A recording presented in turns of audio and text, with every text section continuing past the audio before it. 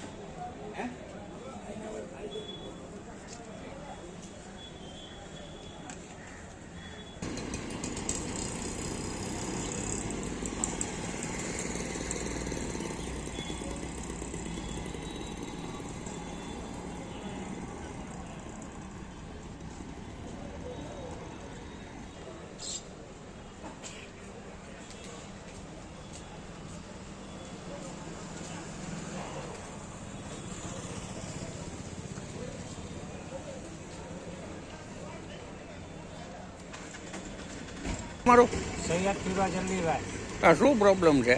અહીંયા કોઈ સવારે વાળવા આવતું નથી, સાંજે વાળવા કોઈ આવતું નથી, સાફ સફાઈ રહેતી નથી, ગંદકી વાળવા રહે છે, વાળા કરીએ ગટરો ભરાય છે, અહીંયા મચ્છરો તે એટલા જ છે, જીવજંતુ છે નીકળે જ છે, સાપ લીચું એવું બધું નીકળે જ છે, સંભાળ લેતું જ નથી તળાવની, સાફ સફાઈ કે કોઈ વસ્તુ નહીં કરવા છતાં ચોખ્ખું કરતા નથી કોર્પોરેશન વાળા।